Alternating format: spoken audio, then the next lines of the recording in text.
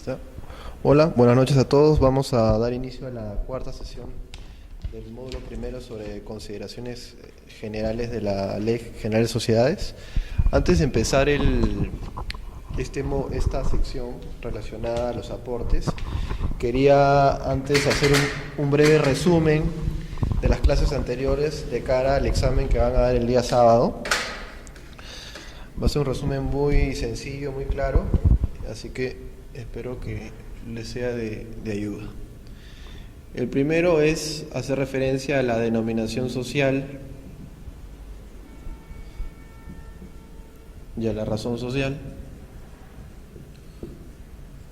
Como ustedes saben, la razón social es para empresas de responsabilidad ilimitada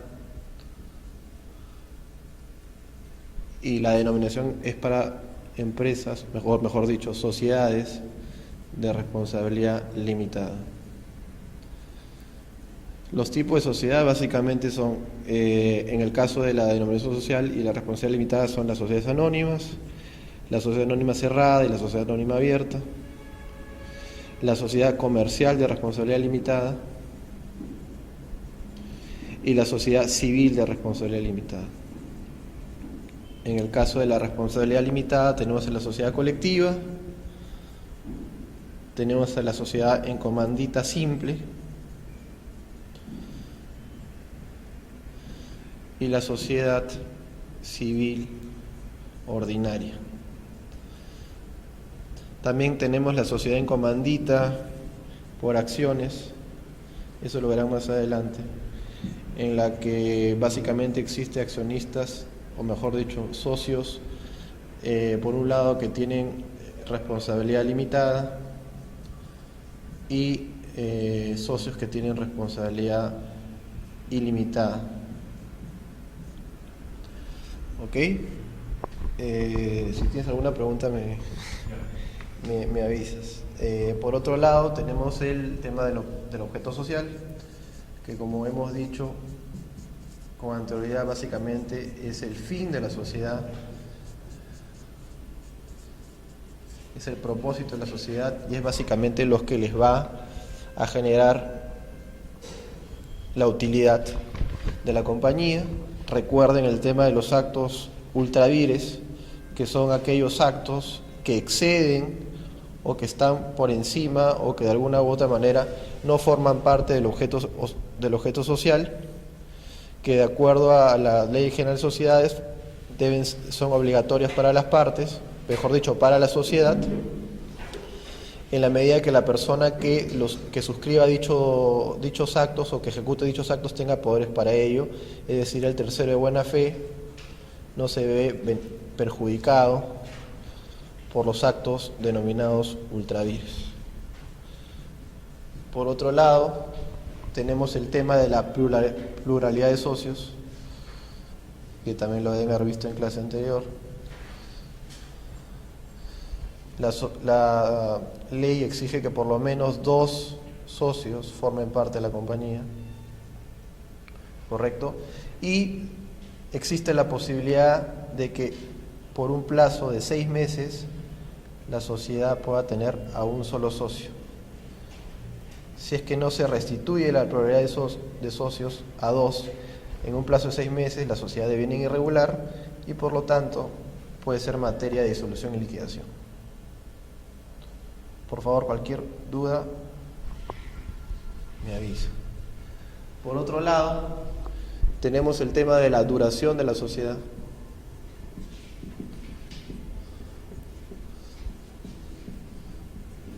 Tenemos el tema del plazo, que básicamente es el plazo determinado y el plazo indeterminado. El plazo determinado básicamente tiene que ver con sociedades que tienen un objeto específico. Por ejemplo, el caso de la compañía dedicada al gasoducto de Camisea. Esta empresa tiene un plazo determinado, porque cuando cuando el gasoducto concluya, pues la sociedad va a devenir en que también concluya se liquide y se proceda a la disolución y liquidación de la compañía. Otro ejemplo es el caso de las compañías que se constituyen para efectos de construir carreteras. Solamente se constituyen para efectos de la construcción de carreteras. Es el caso, por ejemplo, no sé si recuerdan el caso de la compañía que fue constituida para construir la vía expresa del Callao, se llamaba Convial Callao. Esa empresa fue constituida con un plazo determinado. Solamente fue constituida para efectos de construir esa vía expresa del Callao. Y las otras son las empresas de plazo indeterminado, donde justamente no tienen vigencia, que son las compañías que por defecto simplemente devienen en un plazo que va a concluir solamente si es que la compañía pues se disuelve o liquida como consecuencia de un acto, de una causal de la Ley General de Sociedades o una causal de la Ley General del Sistema Concursal. De lo contrario, pues estas compañías siempre van a permanecer vigentes, ¿no? Esto no quiere decir de que estas compañías no puedan disolverse como consecuencia de una causal o de la Ley General de Sociedades o de la Ley General del Sistema Concursal. Simplemente lo que trato de decir es que en estas compañías, en caso el objeto por el cual se constituyeron se concluye, pues la compañía tiene que disolverse y liquidarse, porque el plazo determinado debería concluir. Finalmente, el tema del domicilio social, que como les debe haber explicado Jorge, no es el domicilio de la compañía, sino es básicamente dónde está constituida. Lima, Trujillo, ¿no? Callao, etcétera. Ese es el domicilio social de la compañía. Diferente es el domicilio coactivo o el domicilio fiscal. Ese es el domicilio al cual se debe acudir en caso de algún tipo de acto en contra de la sociedad o en favor de la sociedad, según lo que corresponda. Si es que, me imagino que Jorge también les debe haber explicado el tema de la redomiciliación de compañías. Se trata básicamente de cuando compañías de fuera del extranjero, de fuera del Perú, se puede traer al Perú, y eso es un mecanismo que está establecido en la Ley General de Sociedades y que permite que compañías fuera del Perú puedan traerse al Perú. ¿Tienen alguna pregunta hasta ahora? ¿Ustedes? ¿No? Bueno, eso es básicamente el resumen que quería darles con relación a las tres primeras clases que se han dado, ¿ya? El día de hoy vamos a hablar de un tema muy importante, diría probablemente el tema más importante de este módulo, que es el relacionado a los aportes. Los aportes básicamente se dividen en tres. El primero son los bienes. Lo segundo son los derechos. Y los terceros son los servicios. Cualquier socio, cualquier accionista puede aportar a la sociedad cualquiera de estos tres: bienes, derechos o servicios.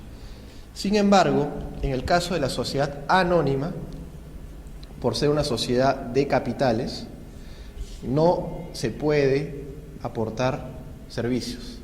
A diferencia de las otras sociedades, en el caso de la sociedad anónima no se puede aportar servicios, ¿ok? En el caso de bienes, ustedes saben que tenemos los bienes dinerarios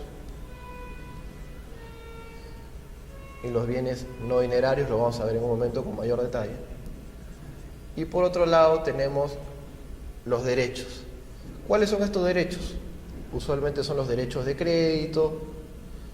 También vamos a ver que existen derechos de uso, de usufructo, En algún momento yo he visto derechos de cobro, etcétera, etcétera, etcétera. Esos son los derechos que básicamente se pueden trasladar y aportar a una compañía para efectos de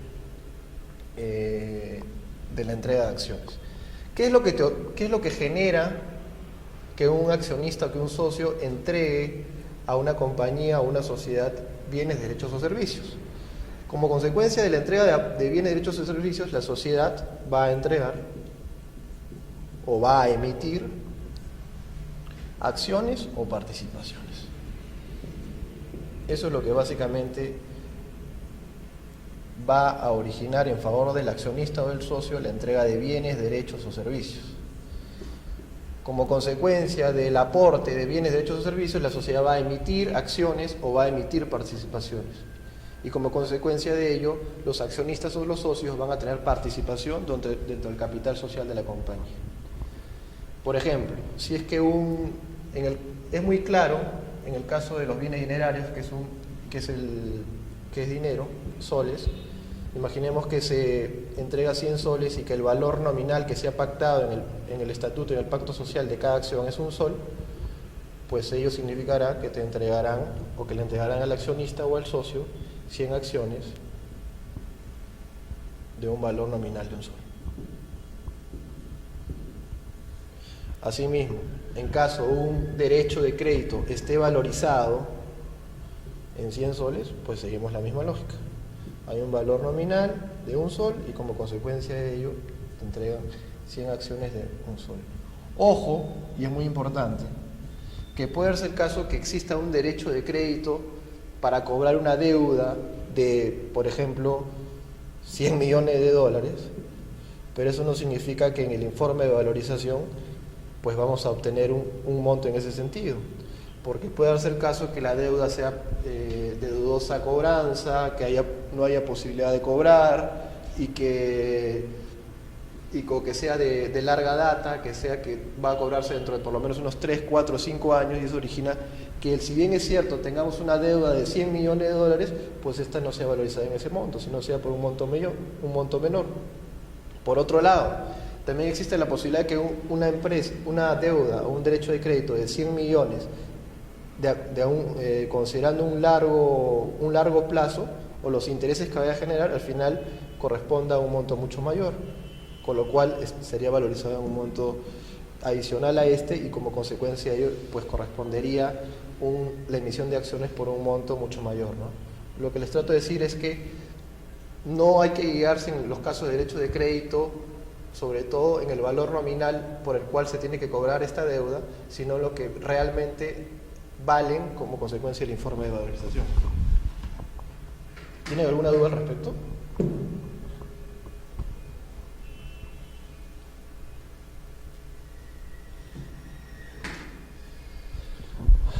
Finalmente, en el caso de los servicios, pues también igual los servicios tienen que ser valorizados. Y en el caso de los servicios, pues les he dicho claramente que no van a ser emitidas acciones, sino básicamente van a poder ser emitidas participaciones. Se valorizan los servicios que van a ser otorgados en favor de la sociedad y como consecuencia de ellos se emiten participaciones. Ojo, y es muy importante señalar que en el caso de las sociedades anónimas, si bien es cierto no se puede aportar de servicios, sí puede establecerse en el pacto social que estos servicios sean obligaciones adicionales o prestaciones accesorias de cargo de uno de los accionistas. Y eso origina pues que el accionista tenga que cumplir la de ellos, pues de lo contrario la sociedad podrá exigir la indemnización por daños y perjuicios que corresponde en caso no lo cumpla. ¿Correcto? Reitero, en el caso de las sociedades anónimas no se puede aportar servicios, pero sí los accionistas pueden quedar obligados a ejercer servicios y como consecuencia de ello devienen obligaciones adicionales en favor de la compañía y si no los cumplen la sociedad puede accionar en contra de dichos accionistas.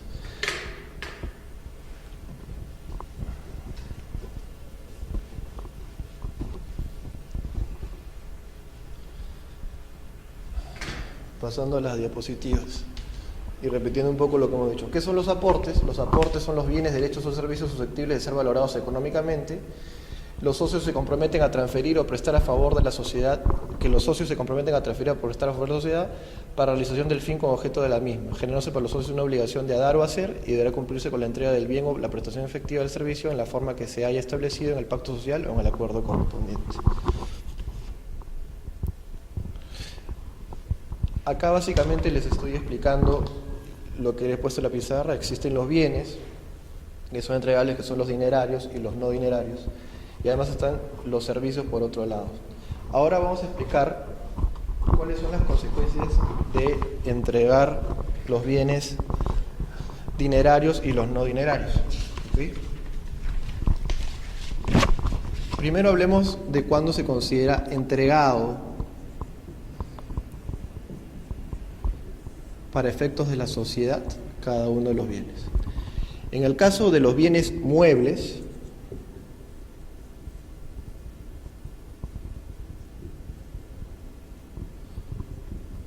se considera entregado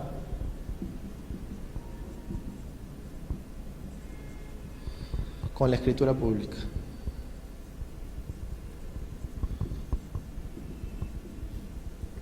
De igual manera, los bienes inmuebles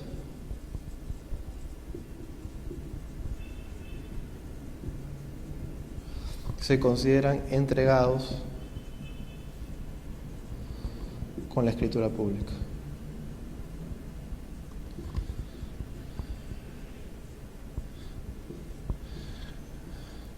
Claramente existe una formalidad adicional establecida en el Código Civil para efectos de la entrega. En el caso de los bienes muebles, como ustedes saben, se entiende que la entrega se da con la tradición, que es básicamente la entrega física del documento, del bien. En el caso de los bienes inmuebles, como ustedes saben, la entrega, la transferencia de propiedad se da con el solo contrato. Eso es lo que establece el Código Civil con relación a la entrega. Sin embargo, no se establece en el caso de los bienes inmuebles cuándo se entiende entregado el inmueble. Sin embargo, la Ley General de Sociedades establece que la entrega se da o se reputa con la escritura pública. ¿Ok? Con relación al aporte dinerario que habíamos hablado hace un momento.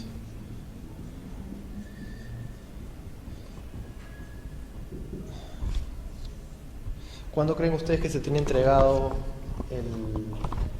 el aporte dinerario para efectos de la compañía? Efectivamente, con el depósito, con la constancia del depósito. Y el accionista o el socio se compromete en la oportunidad y el monto correspondiente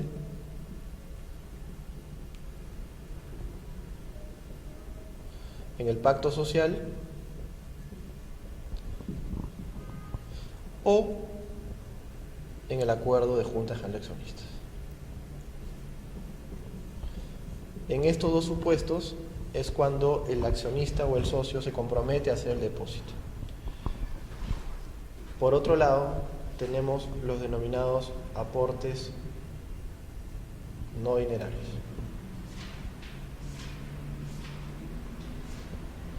Estos aportes no dinerarios son los que hemos visto hace un momento, que son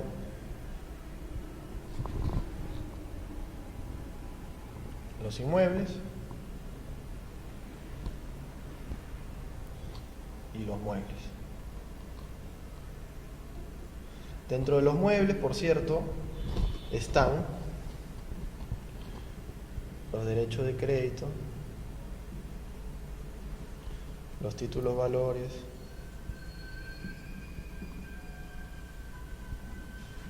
etcétera. Y también están los bienes que tienen un registro. Se los digo porque ese es un tema que vamos a ver más adelante, que son los vehículos, los aviones, etcétera.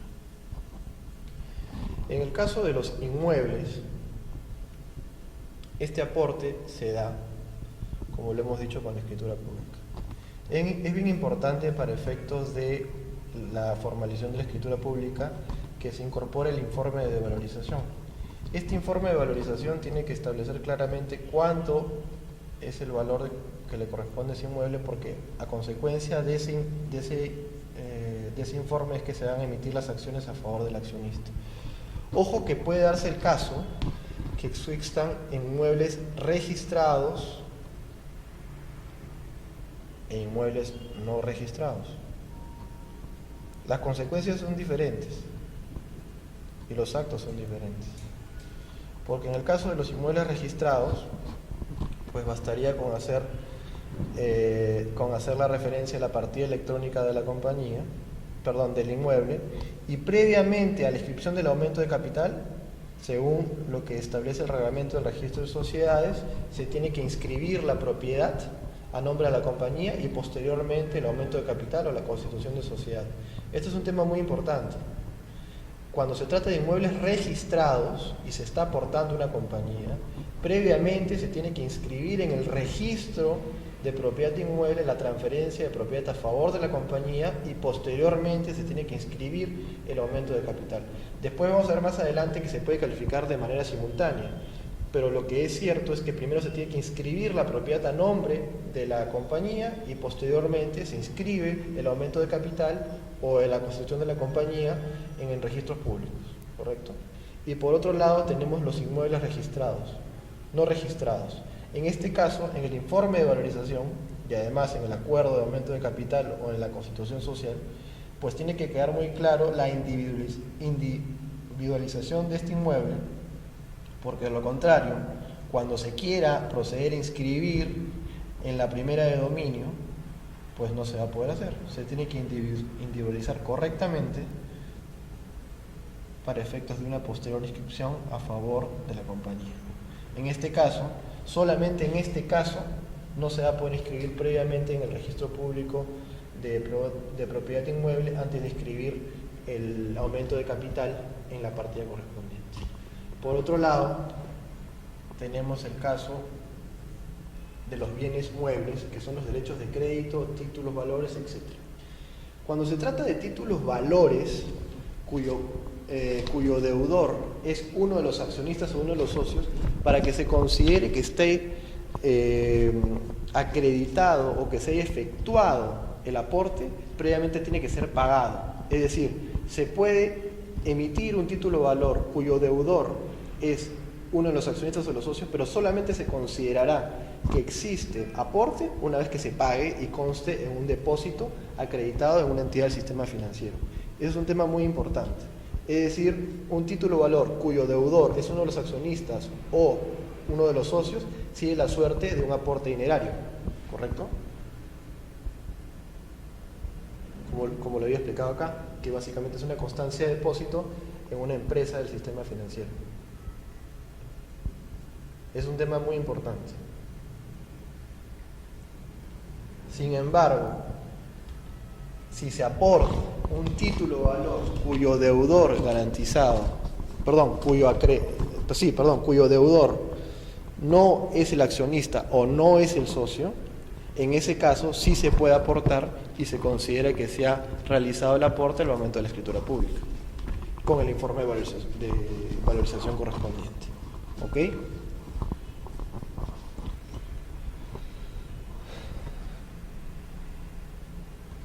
¿Alguna pregunta? ¿El informe de valorización lo hace un perito fiscal? Sí, ahorita lo vamos a ver.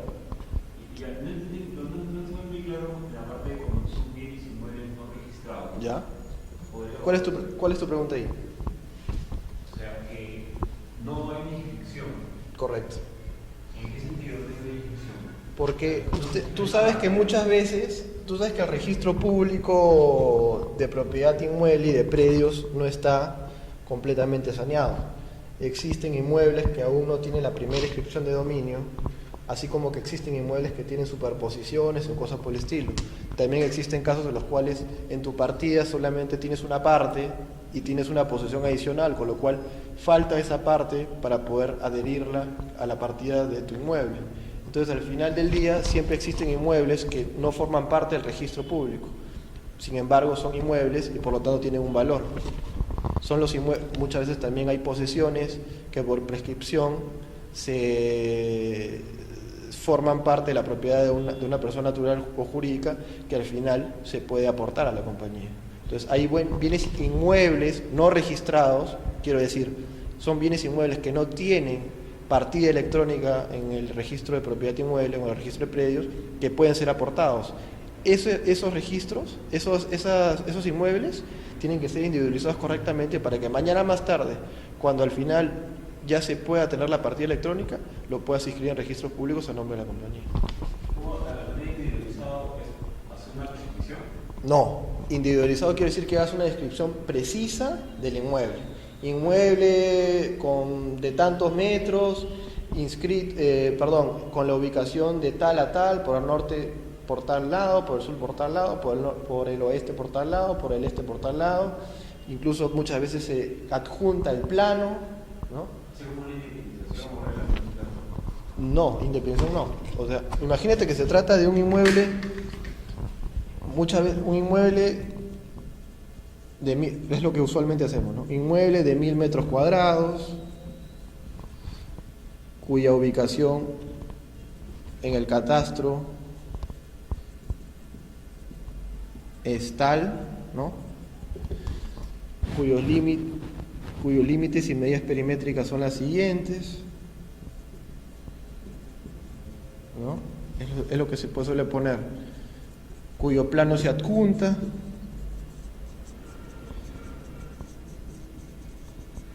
etc. Eso es lo que te permite identificar el inmueble.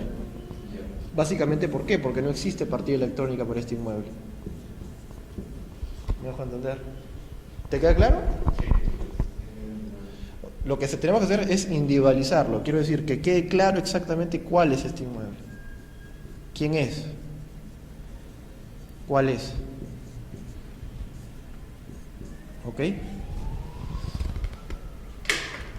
De eso básicamente se trata el tema. ¿Tienes alguna otra duda?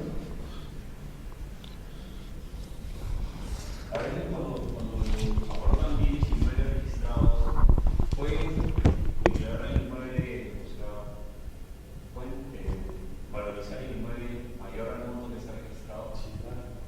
Al que está ¿te refieres al precio de compra? Sí, claro. Evidentemente, pues el precio, el valor del inmueble es sobre la base de la fluctuación del mercado, no sobre la base del precio de compra. Puedes haber adquirido un inmueble a 100 y ahora ya vale 200, 300, 400. Es sobre la base de la fluctuación del mercado y no sobre la base del precio de compra. Ese es el valor que se le da al inmueble en realidad de cualquier tipo de esos bienes para efectos del aporte de la compañía. Y igual es el caso del derecho de crédito, que lo mencioné hace un momento, e incluso el mismo título valor. Todo depende de la fluctuación del mercado y de otras variables. En el caso del título valor, es si de repente es un título valor de cobranza dudosa, que lo vas a cobrar no en un año, sino de acá a 15 años o a 20 años. Eso, si bien es cierto, el título valor es por 100, eso en cierta forma te disminuye el valor del título valor, porque recién lo vas a hacer líquido en mucho tiempo, ¿no? Es lo que se hace con el factoring, ese tipo de cosas, que es lo que usualmente se hace. Te disminuyen un poco lo que vas a recibir porque al final dentro de mucho tiempo lo vas a volver líquido. Entonces de eso depende un poco la valorización del bien. Igual es en el caso de los derechos de crédito, ¿no? Así como también puede ser un contrato. Entonces, por ejemplo, el contrato tú lo vas a medir sobre la base de los flujos que te van a venir como consecuencia de ese contrato, ¿no? Por ejemplo, puede ser las rentas del contrato de arrendamiento, ¿no? Pero de repente tú no solamente lo vas a valorizar sobre lo que vas a recibir de acá a 5 años como consecuencia de ese contrato que tiene 5 años, sino también sobre la posibilidad de la opción de renovar ese contrato y lo que te va a generar como consecuencia de la opción de renovar ese contrato. Entonces hay muchas variables sobre las cuales puedes valorizar ese bien, ¿no? Y depende básicamente del bien que vas a querer valorizar, ¿no? En el caso del aporte de bienes no dinerarios, pues hay que incluir siempre el informe de valorización. En las lecturas que les he entregado van a leerlo. Básicamente quien va otorgar ese informe de valorización es la persona que es apto para valorizar. La verdad es que la norma no te establece exactamente quién tiene que valorizar, simplemente te señala que tiene que haber un informe de valorización que tiene que ser por una persona debidamente acreditada. Lo cierto es que usualmente lo que se hace es que quien valoriza eso es un tasador. Usualmente. Y lo digo usualmente porque hay muchas veces casos en los cuales un tasador no puede tasar un determinado bien, ¿no? Por ejemplo,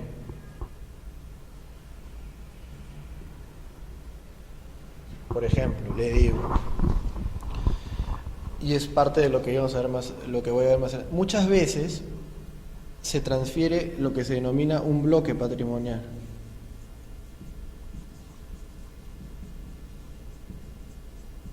¿No? Ese bloque patrimonial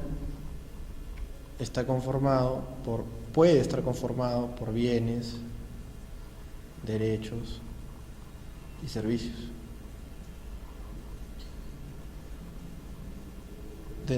Asimismo, dentro del bloque patrimonial, o mejor dicho, otro supuesto similar al bloque patrimonial es la transferencia de un negocio. O al mismo tiempo la transferencia de acciones o de participaciones.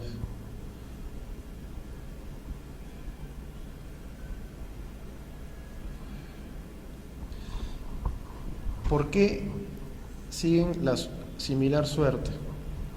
Porque desde mi punto de vista, un tasador no podría necesariamente o no estaría necesariamente capacitado para valorizar este tipo de bienes. ¿Por qué? Porque en el caso de un negocio o de unas acciones y participaciones o de un mismo bloque patrimonial, no necesariamente esto vale por la suma de activos menos pasivos de la compañía, o sobre la base de los activos solamente, sino es sobre la base de los flujos que le van a generar en el futuro a cada uno de estos bloques. ¿Ok? Es decir, por ejemplo, imaginemos a cualquier compañía, a ver, por decir un nombre, Maestro Home Center. En el caso de Maestro Home Center, ustedes podrían creer que esta compañía vale todo su inventario, sus inmuebles,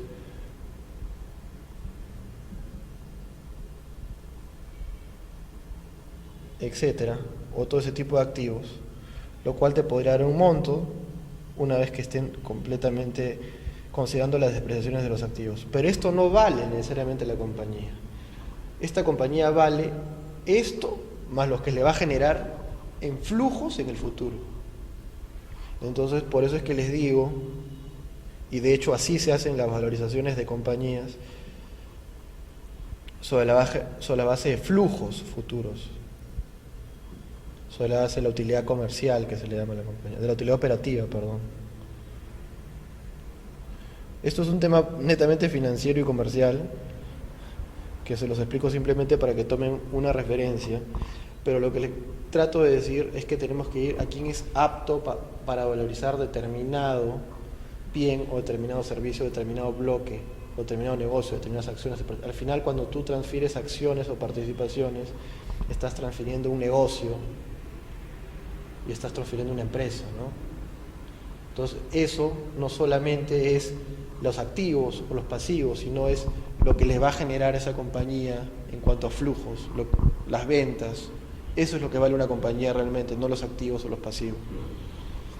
Por eso, a eso es a lo que voy cuando digo que quien tiene que valorizar es la persona que se encuentre apta para hacerlo. Muchas veces un tasador no lo va a hacer. Un tasador simplemente lo que hace es ver cuánto vale el activo, el pasivo sobre la base de fluctuación del mercado, pero no necesariamente te va a ver lo que les estoy conversando ahora, ¿no? Muchas veces esto lo puede hacer un financista, un economista, etcétera, etcétera, etcétera, dependiendo del caso concreto, ¿no? Este es un tema muy importante porque, como les digo, Quien tiene que valorizar los bienes, los servicios o los derechos son las personas aptas para hacerlo.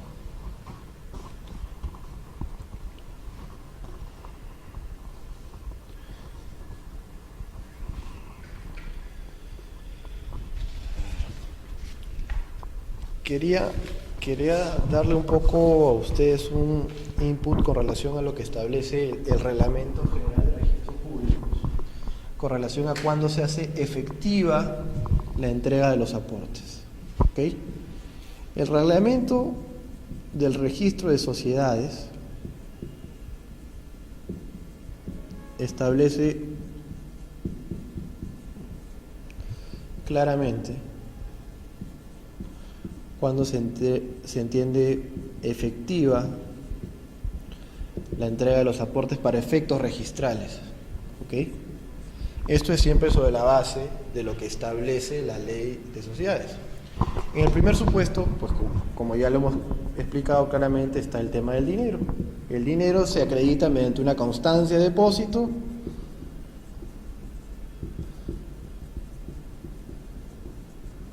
en una empresa del sistema financiero, ¿no? En un banco, etcétera, etcétera, etcétera.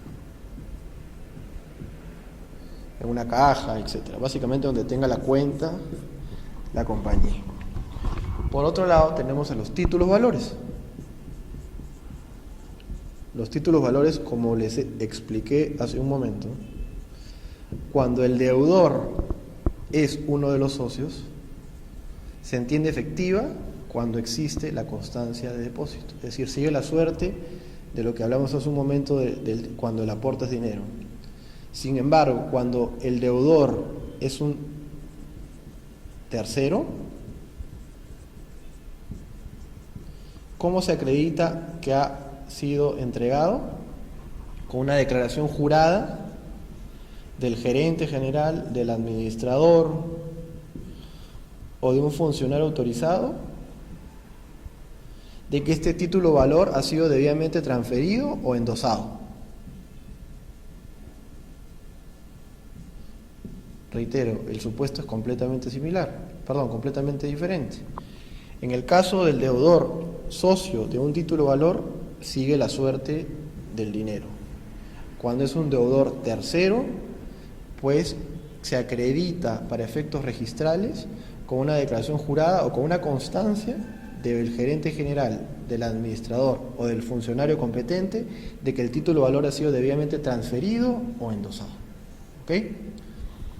En el caso de los bienes muebles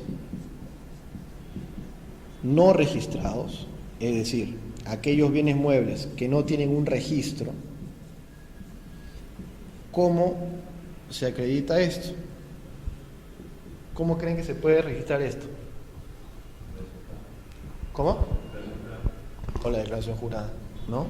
Con una declaración jurada del gerente general, del administrador, de que han recibido el bien mueble. Y eso va en la escritura pública, ¿no?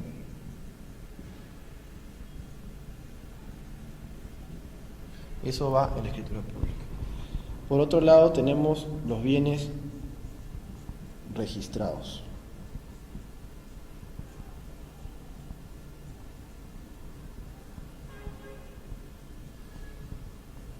Y este es un tema importante, porque en el caso de los inmuebles registrados, ¿cómo ustedes asumen que se debería acreditar la transferencia de propiedad?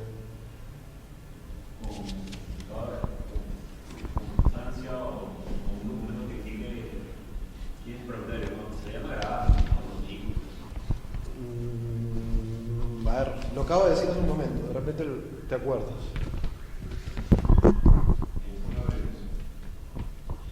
En el caso de los inmuebles registrados, de los bienes registrados, que sí, que son, puede haber muebles o puede haber inmuebles, ¿no?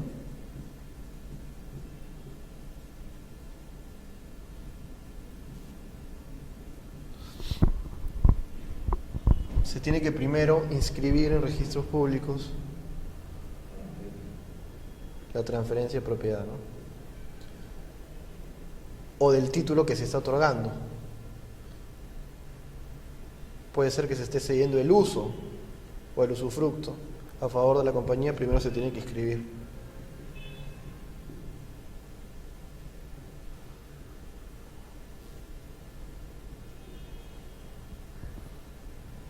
El uso del bien, ¿no? Así se acredita en el caso de los bienes inmuebles registrados, sea muebles o inmuebles. Hace un momento me parece que mencioné solamente los muebles.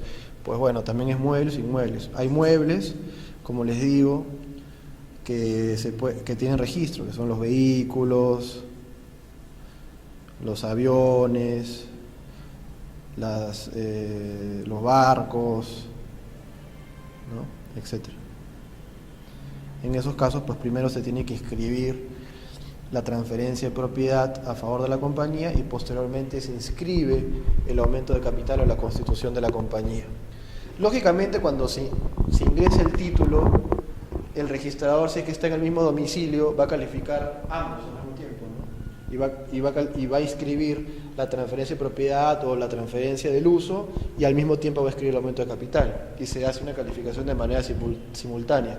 Pero lo cierto es que de acuerdo al reglamento de registros públicos, primero se inscribe la transferencia de propiedad en el registro pertinente y después se inscribe el aumento de capital o la constitución de la compañía.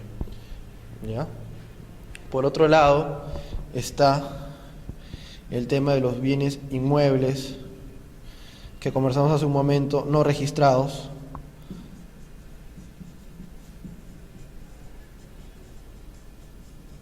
Que ya pueden haber reparado que básicamente tendría que seguir la suerte de hace un momento, que tendría que ser con la declaración jurada o con una constancia de persona debidamente con facultades para dejar constancia que se ha hecho entrega del inmueble, ¿no? Y lógicamente tiene que estar bien individualizado como lo hemos conversado. Y tenemos un supuesto adicional, que es el caso de la empresa, el bloque patrimonial o sea el caso las acciones, si ustedes lo consideran pertinente, que vimos hace un momento, que pueda ser el caso que existe bienes, derechos o servicios, en cuyo caso para cada uno de los supuestos tendrá que seguirse la suerte de lo que hemos visto hace un momento, ¿no? Puede ser el caso que haya dinero, que haya un inmueble o que haya algún otro tipo de bien y deberá seguirse la suerte de lo que hemos visto hace un momento: dinero, títulos, valores, bienes muebles, etcétera, etcétera. Eso es básicamente cómo se da el tema de aportes. ¿Alguna pregunta?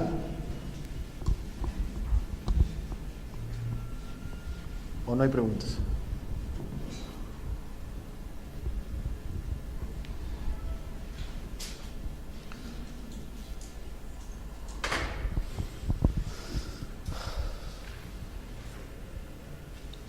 Vamos a ir un poco por las diapositivas.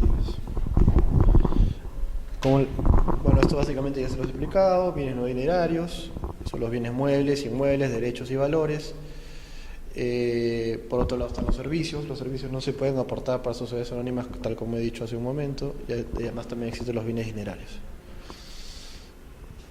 Los bienes dinerarios es el mecanismo utilizado por los socios al momento de constituir una sociedad o en el caso de aumentar el capital social, dado que no reviste mayor complejidad, pues basta con efectuar un depósito en moneda nacional en una empresa bancaria o financiera a nombre de la sociedad, cuya constancia deberá ir inserta en la escritura pública correspondiente. Es básicamente lo que hemos mencionado hace un momento. Después están los aportes no dinerarios, que son los inmuebles, los muebles, los intangibles. Ese es un tema muy importante. Se puede, pues, aportar derechos patrimoniales de autor, marcas comerciales, software, acciones, franquicias, know-how, derechos de crédito, también pueden aportarse, y los servicios que hemos visto hace un momento. Saneamiento de los aportes. Como ustedes saben, en el Código Civil se establece que la persona que transfiere un bien, ya sea en propiedad, en uso, en usufructo, en caso de cualquier valor, de cualquier título, pues tiene que hacerse cargo del saneamiento por evicción,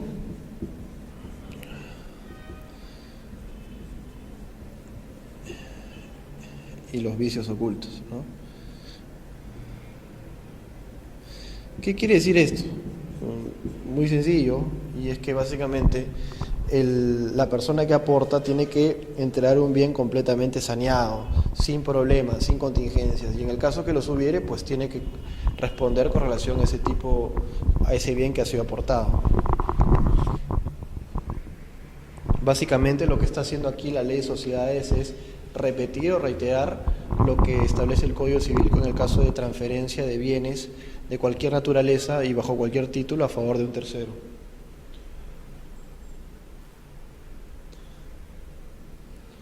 Si el aporte consiste en un conjunto de bienes que se transfiere a la sociedad como un solo bloque patrimonial, unidad económica, el aportante está obligado al saneamiento del conjunto y de cada uno de los bienes que lo integran. Básicamente en el caso concreto. Esto quiere decir que puede darse el caso que dentro de todo el bloque patrimonial o de todo el negocio existen bienes que por un lado están correctamente saneados y por otro lado pues hay que sanearlos como consecuencia de una evicción o como consecuencia de un vicio oculto, ¿no?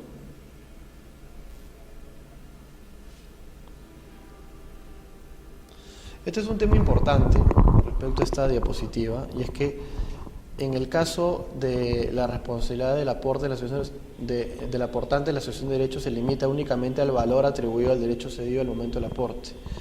Podría suceder que dicho valor disminuya y el aportante está obligado a responder por la diferencia entre el valor asignado inicialmente y aquel que resulte de la revisión.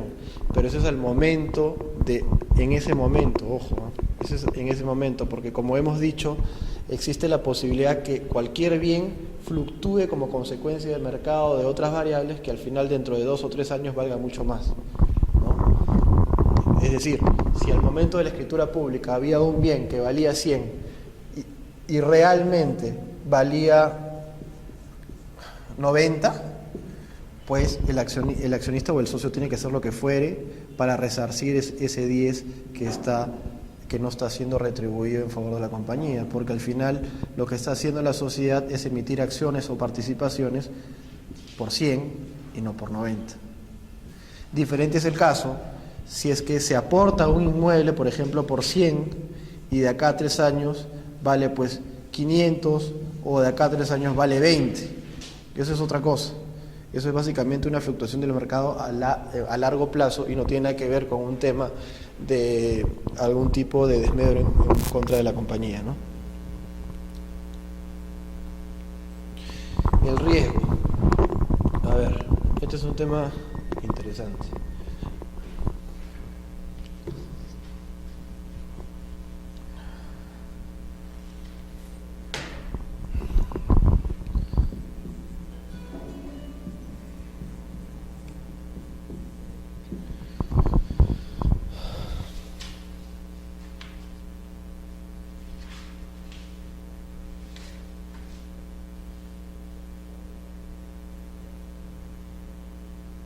A ver, como ustedes saben, la transferencia del riesgo se da sobre la base de la entrega del bien a favor de la persona que corresponda. Como hemos visto, es la escritura pública la que determina la entrega del inmueble.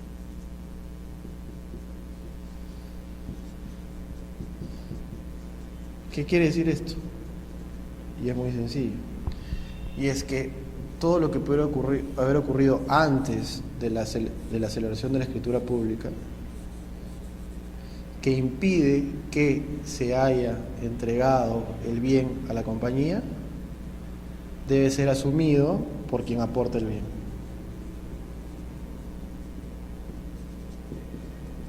Si un accionista se comprometió mediante junta a aportar determinado bien y aún no se ha celebrado la escritura pública, pues bueno, tendrá que hacer lo que corresponda para efectos de lograr que se otorgue una escritura pública con el bien con el que se ha comprometido.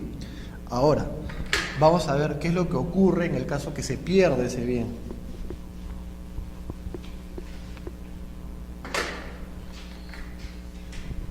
Es el caso de la pérdida. Esto sigue básicamente la suerte de la teoría del riesgo que está estipulada en el Código Civil.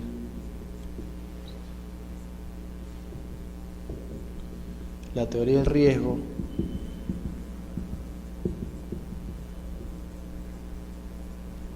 del Código Civil. Se los voy a leer.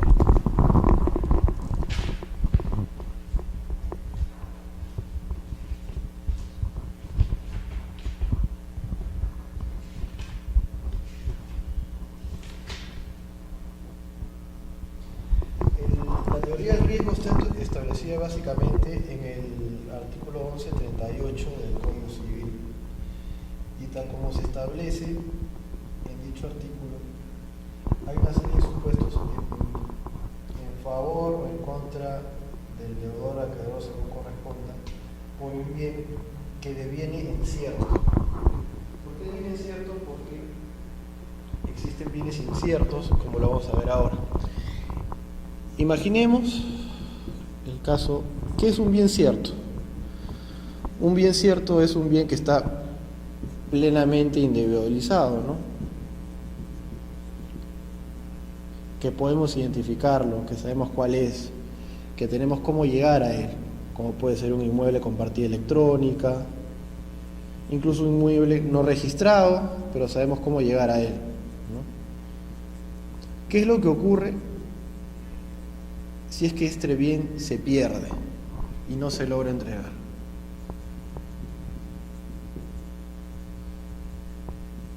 ¿Qué es lo que creen que podría ocurrir o que debería ocurrir en favor de la compañía o en contra del socio?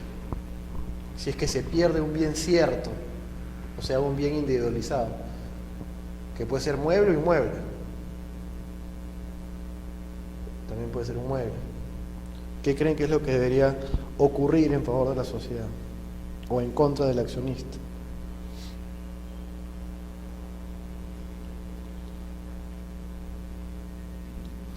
¿Ah? Sí, correcto, pero además de eso se le puede exigir una indemnización, ¿no? La consecuencia directa es lo que acabas de decir, efectivamente, que no se le otorga las acciones o las participaciones porque ya no existe el bien.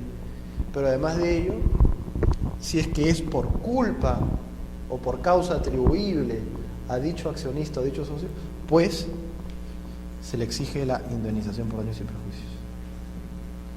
Ojo, si es por causa atribuible al accionista, ¿ok? Si existe un hecho de tercero, un caso fortuito, fuerza mayor, pues en ese caso y en ese supuesto no se le va a dar al accionista o no se le va a exigir al accionista una indemnización por daños y perjuicios. ¿Qué ocurre cuando es un bien incierto? ¿Qué ejemplos de bienes inciertos me pueden dar?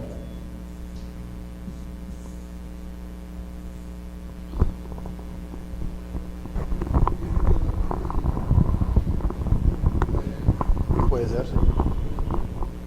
Pero un bien cierto es básicamente un bien no individualizado, ¿no? Por ejemplo,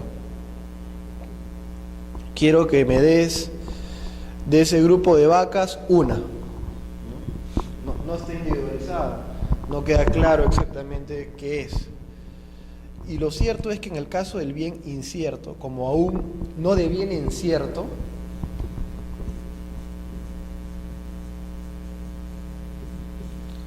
aún no, ¿qué creen que es lo que puede ocurrir? ¿Cómo? No se sustituye, pues, ¿no? Porque recuerda que el bien no está individualizado, aún no sabes. En el caso de un bien futuro, en el caso del bien futuro, pues bueno, es futuro y aún no ha devenido incierto. Entonces, como el bien incierto aún no deviene incierto, puede ser reemplazable. Y en ese sentido, pues se le exigiría al accionista que lo restituya o que lo reemplace, porque aún no es cierto. Es un bien incierto aún, ¿correcto? ¿Qué ocurre con los bienes que han sido otorgados en uso o en usufructo, si es que se pierde el bien? ¿Qué creen que es lo que debería ocurrir?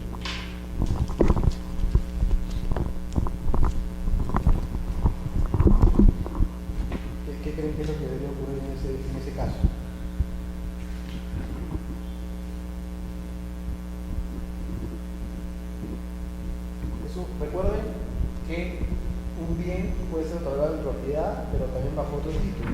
Ese título puede ser el uso, el usufructo, también puede ser un fideicomiso, bajo cualquier otro título puede ser entregado cualquier bien. Entonces, ¿qué creen que podría ocurrir si es que un bien ha sido entregado en uso o en usufructo y se pierde? No sé, o se deteriora de tal forma que ya no puede ser usado. ¿Qué creen que debería ocurrir en esos supuestos?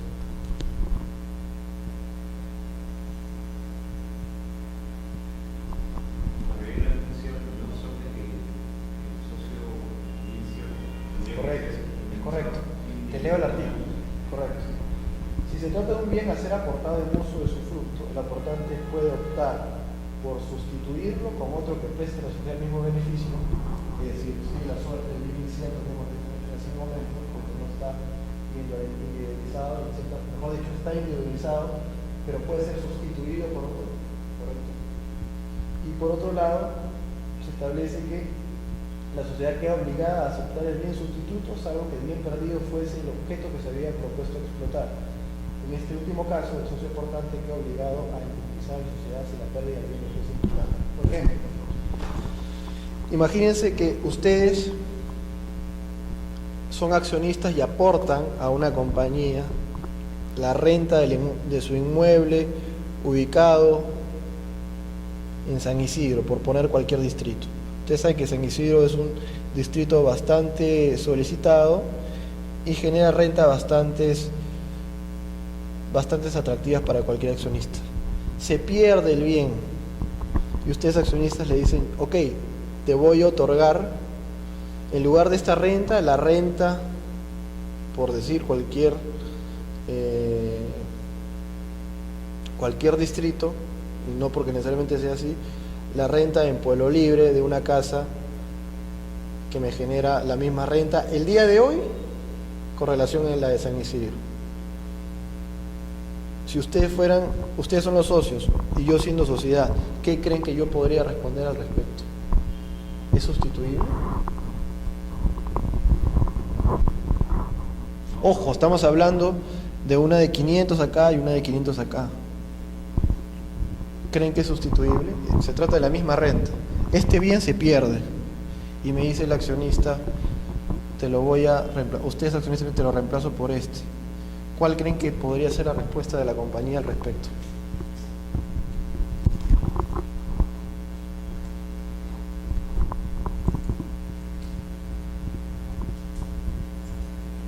¿Tienen alguna idea?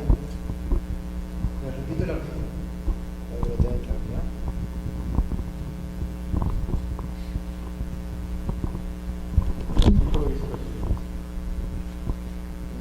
Si se trata de un bien a ser aportado en uso o usufructo, el aportante puede optar por sustituirlo con otro que preste a la sociedad el mismo beneficio. La sociedad queda obligada a aceptar el bien sustituto, salvo que el bien perdido fuese el objeto que se había propuesto explotar. En este último caso, el socio aportante queda obligado a indemnizar a la sociedad si la pérdida del bien le fuese imputada.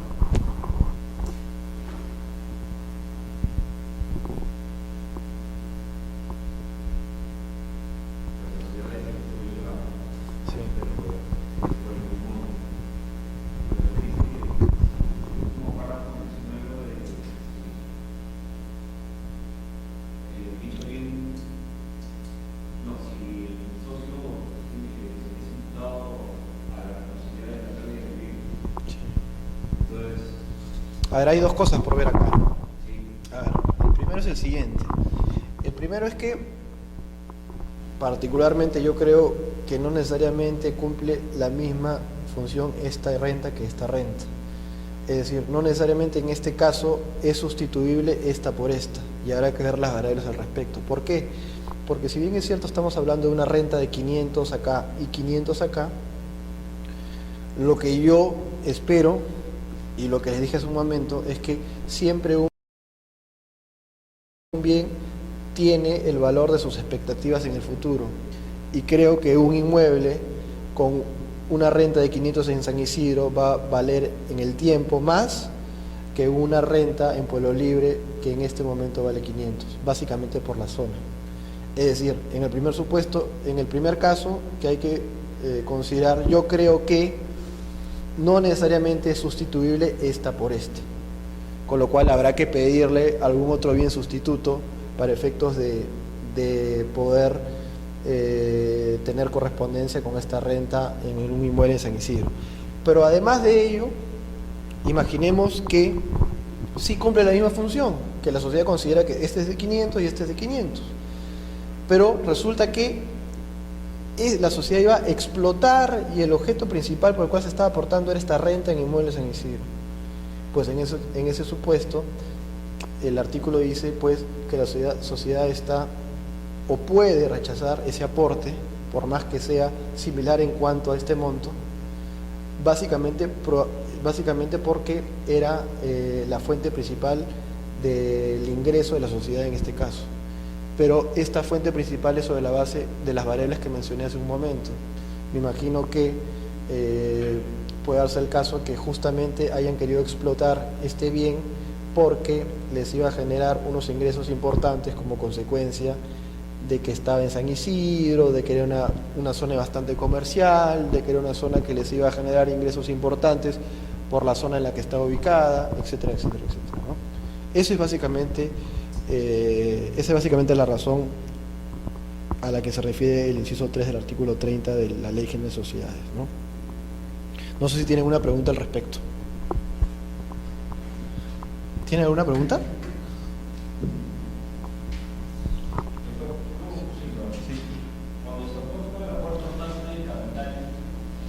Eso lo vamos a saber en estos momentos. Te refieres al dividendo pasivo, ¿correcto?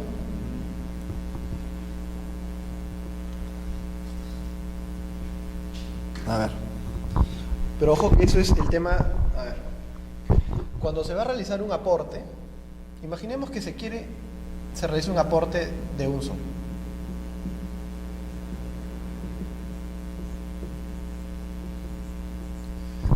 Y como consecuencia de ello se va a emitir una acción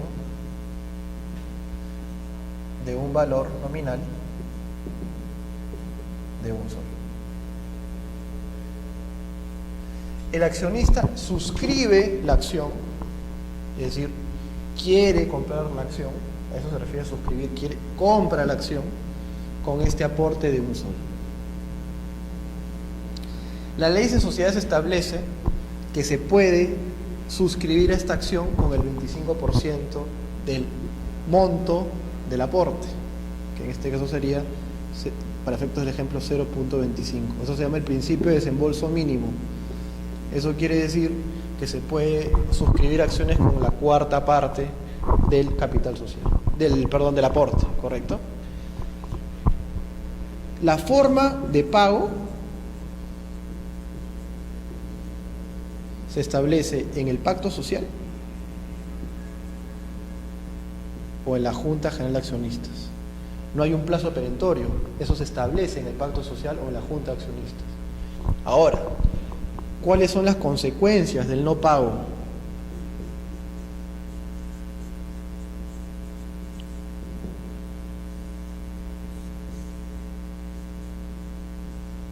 ¿Cuáles crees que son las consecuencias del no pago?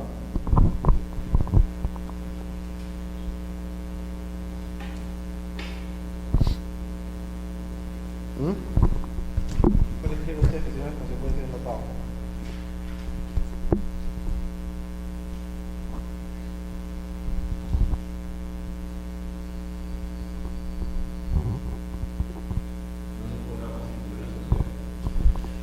No, sí se constituye la sociedad, porque recuerda que pueden pagar el 25%, ¿no? La sociedad se ha constituido. La pregunta es, ¿qué ocurre con ese saldo que se llama dividendo pasivo? Lo que no ha sido pagado en este aporte se llama dividendo pasivo. Eso es el concepto que se utiliza por estos casos. Entonces la pregunta es, ¿qué ocurre si es que no se paga ese dividendo pasivo? ¿Qué es lo que ocurre?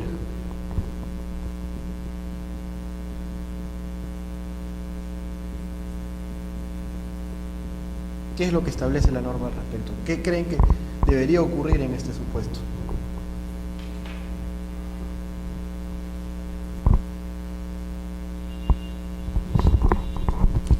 ¿Tienen una idea?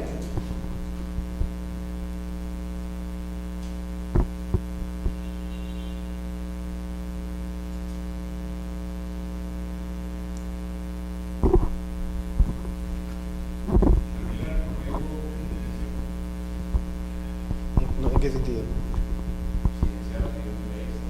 No. Ese no. Recuerden que tenemos que ver temas que le afectan a la sociedad. Y lo que me estás diciendo básicamente son temas de índole bancaria.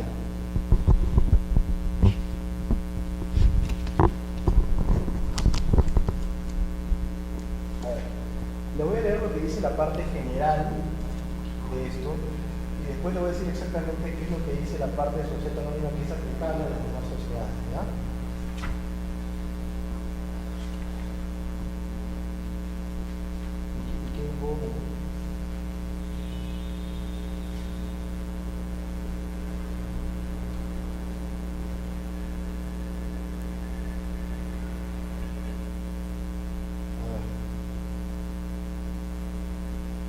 A ver, como consecuencia del dividendo pasivo, si es que no cumples, la primera consecuencia es que el accionista entre en mora. O sea, está en incumplimiento. Y ojo, que en este caso no necesitan intimarlo, es decir, no necesitan requerirle. Entra en mora automáticamente como consecuencia del incumplimiento, porque la ley así lo establece. Desde mi punto de vista, ojo, reitero, desde mi punto de vista, en este caso no se necesita intimar en mora, requerirle el pago al accionista para que esté en cumplimiento. Para mí, automáticamente, en tanto lo establece la ley, pues incurre en mora automáticamente. Según la ley de sociedades, en el artículo 22, contra el socio moroso, la sociedad puede exigir el cumplimiento de la obligación mediante el proceso ejecutivo o excluir a dicho socio por el proceso sumarísimo. Eso es lo que dice la parte general, ¿ok? Pero hay una parte más importante, y es lo que establece la parte relativa a las sociedades anónimas. Y lo que dice básicamente es que el accionista moroso que tiene una deuda con la sociedad como consecuencia del no pago del dividendo pasivo, no puede votar en una junta. Y lo que es más grave es que incluso no forma parte del quórum en una junta general de accionistas.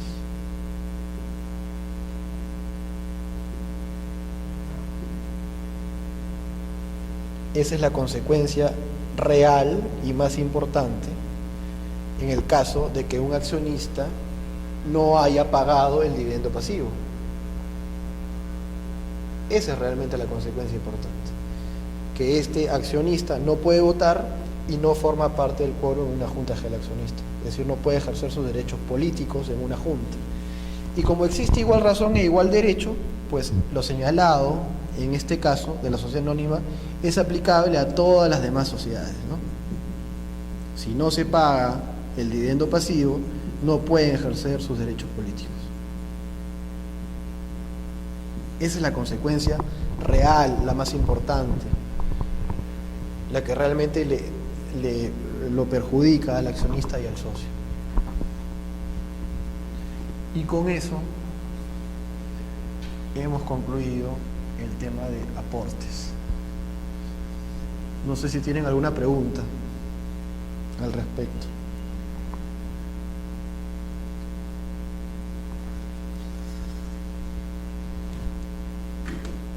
Finalmente, y ya la parte final del curso, es la parte del patrimonio social.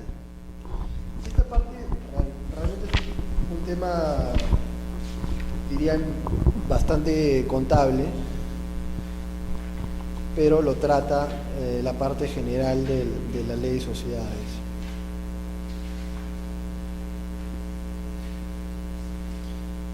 Vamos a Vamos a pasar un poquito las diapositivas. El tema del riesgo ya lo sabíamos dicho hace un momento, así que lo vamos a pasar. Y está el tema del capital social y el patrimonio, ¿no? ¿Qué entienden ustedes por patrimonio de la sociedad? ¿Tienen alguna idea de lo que es el patrimonio?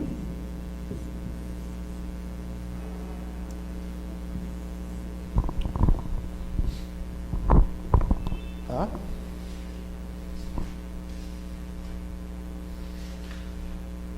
¿Tiene alguna idea? ¿Qué creen que puede ser el patrimonio?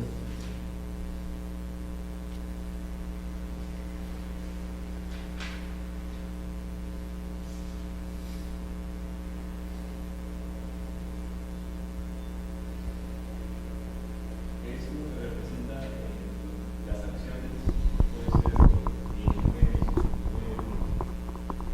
todo lo que representa las acciones. Sí, más o menos. Más o menos. A ver, vamos a ver. Esta es una T contable, ¿ya? Así es un balance general de una compañía. Un balance, o como le llaman ahora, un estado de situación patrimonial de la compañía. Como le digo, este es un tema bastante contable. Están conformados por los activos, por los pasivos y por el patrimonio. El patrimonio es igual a activos menos pasivos. Eso es el patrimonio. Ahora, y reitero, eso es un tema básicamente contable, y me imagino que ya lo deben conocer. En un balance general, todo lo que está acá en activos, que puede ser 100, tiene que reflejar un mismo monto al otro lado. Por eso, activos, si ustedes pasan los pasivos al otro lado y pasa con el signo contrario, sería que el patrimonio más pasivos es igual a activos. Y eso es básicamente lo que está acá. Activos es igual a pasivos más patrimonio. ¿Qué son los activos? Los activos son los bienes, derechos y servicios a favor de la compañía, los títulos, etcétera, etcétera, etcétera, a favor de la compañía. Como les digo, todo lo que está en activos en esta parte tiene que estar reflejado en el otro lado por un tema contable. Entonces, si yo tengo un aporte de 100 soles que forma parte de uno de mis activos, que en este caso sería bancos, porque está en bancos o caja bancos, estos 100 soles, que es mi aporte, tiene que estar reflejado en el otro lado. Entonces, con el mismo monto, ese aporte está reflejado en acciones, y esas acciones forman parte de lo que se denomina capital social. Entonces, capital social 100. ¿Me entienden? Entonces, estamos hablando de que si una persona hace un aporte de 100, esos 100 lógicamente van a ir al banco a la cuenta bancaria de la compañía, y eso va a estar reflejado en el balance general con 100. Como en el balance general todo lo que está en la parte izquierda tiene que estar reflejado en el otro lado, la caja bancos, que es de 100, ¿en qué cuenta contable, en qué cuenta debe estar al otro lado? En el capital social. ¿Qué es el capital social? El capital social es el aporte que ha realizado cada accionista y que está reflejado en una cuenta del patrimonio, ¿no? En una cuenta del patrimonio. Entonces, en consecuencia, y como más o menos ustedes pueden entender, ¿qué es el patrimonio? El patrimonio es lo que refleja los aportes de los socios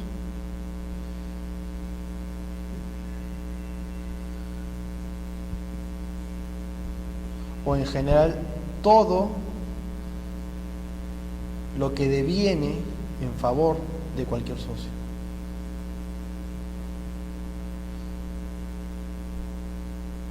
¿Y por qué le digo todo lo que deviene en favor del socio?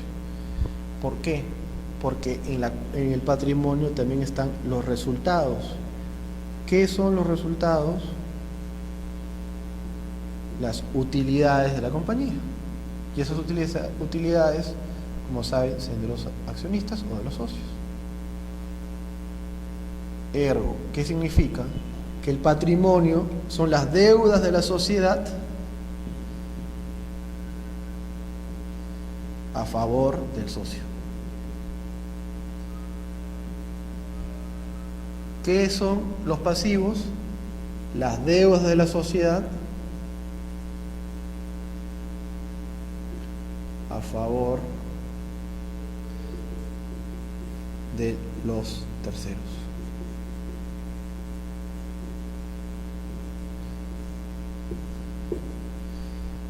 ¿Ya? Eso es. ¿Tiene alguna duda? Esta parte es media contable. Por ahí que no lo han comprendido bien, y por favor díganme si es que tienen alguna duda.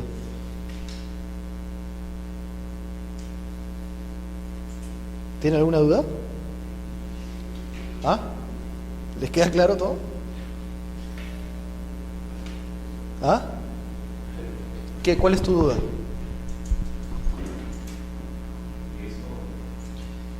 Es un tema contable. Pero lo tienen que saber.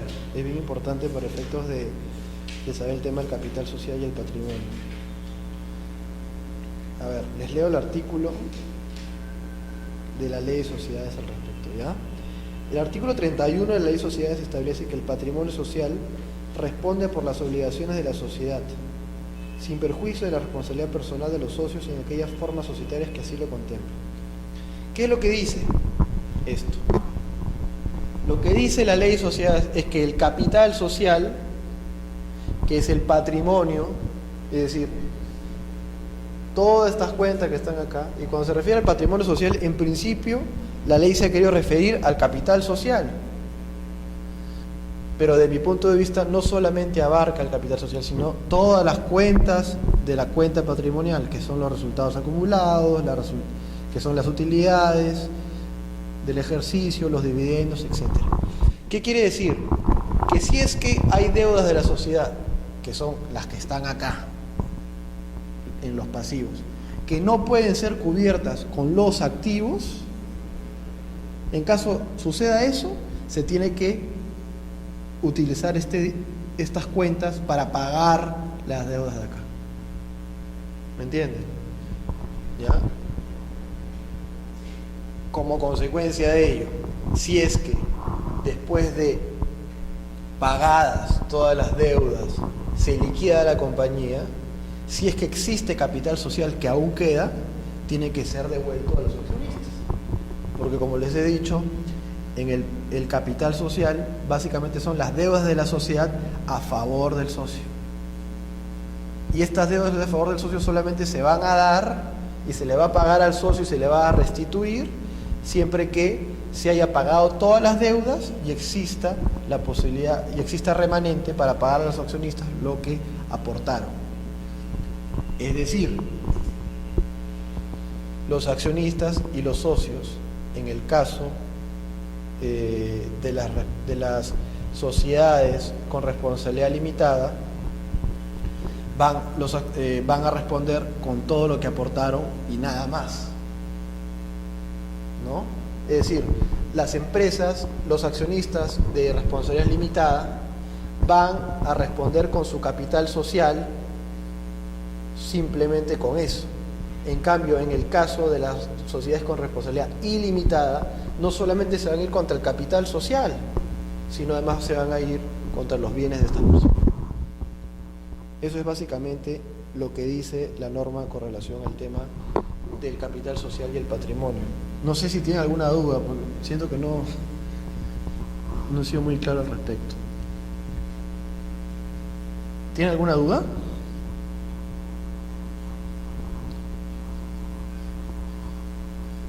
El capital social, como les he dicho, es lo que refleja el aporte del accionista, ¿no? Aporte es a capital social, lo que es a acciones. Tienes un aporte de 100, eso se refleja en tienes un accionista A, un accionista B y un accionista C. Cada uno aporta 100. Todo eso deviene un capital social de 300, y considerando que las acciones tienen un valor nominal de 1 sol, devienen en 300 acciones, 100, 100, 100, de un valor nominal de 1 sol. ¿Y qué les otorga estas acciones o estas participaciones a los accionistas o los socios? Participación dentro del accionariado y básicamente propiedad de las acciones dentro de la junta de accionistas. Les otorga porcentaje accionario y eso les otorga quórum y la posibilidad de ejercer derechos políticos y económicos dentro de la junta, dentro de la sociedad y la junta de accionistas y cualquier otro órgano que corresponda. Elegir directores y básicamente eso. No sé si tienen alguna duda adicional. En realidad ya hemos acabado el curso. No sé si tienen una duda adicional con respecto a últimos 2 temas o con respecto a alguno de los temas que hemos visto antes para resolverla, ya que aún quedan unos cuantos minutos. ¿Tienen algo que preguntar?